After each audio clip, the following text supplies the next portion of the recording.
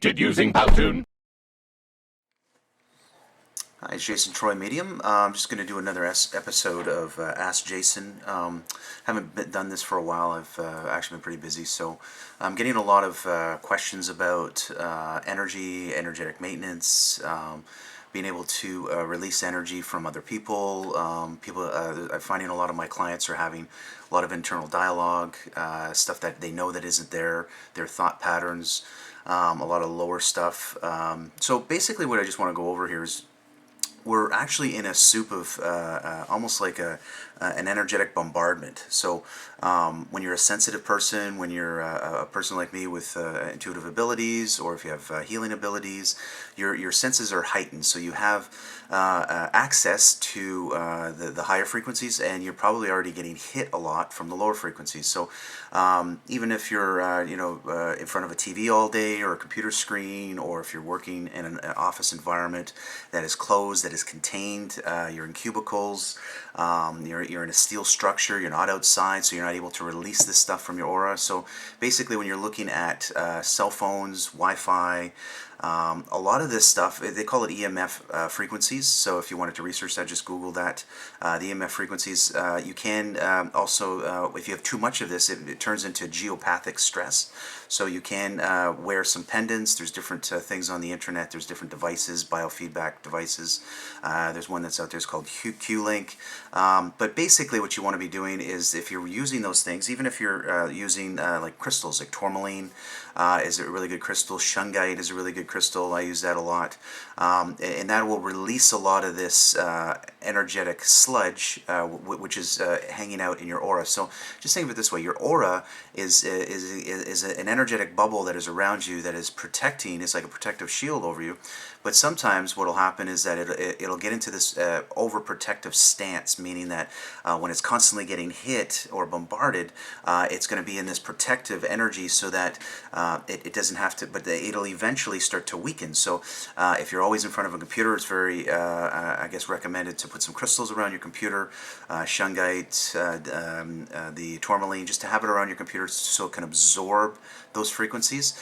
When you go to bed, if you're having times where you're up and down at different hours of the night, it can be because your Wi-Fi is on, so you may want to, turn your Wi-Fi off. If you've ever been in a situation where you've actually picked your Wi-Fi and you can see that you've got the neighbor's Wi-Fi coming in, you've got the guy behind you, the guy beside you, so this energy wave is constantly entering within your field. So, within my environment, I've also got these EMF electrical plugs that I put into the walls, which actually pulls back in the electrical current, and also puts in my space almost like a little bubble. Now, when I'm out in the environment and I'm going to work and I'm doing things, basically I can become energetically drained if I'm around people and so on. You're interacting with energy and frequencies 24/7. So you're never really in an optimum 110% state. Well, I haven't been. So if you do have any suggestions on how to do that, I'd greatly appreciate it. Shoot me an email. The email will be running out at the bottom of the screen. But if you do have other suggestions, it's one thing that I do a lot is I actually use Himalayan salt. Himalayan salt, I put that in my soap, which is a liquid soap. You just get a loofah sponge, and I just basically scrub my body with it, and that will actually scrub the aura, or you can actually have a salt bath. So some symptoms of geopathic stress, or if you're feeling energetically drained, could be you're very lethargic at the end of the day, you're not sleeping very well, you feel foggy, you're having a lot of headaches, you're not eating properly, and so you also want to be being very hydrated. So drinking a lot of water, flushing a lot of that stuff out of the system. Now there is a really good video out there. I'm not going to really point to it, but I'm just going to talk about it.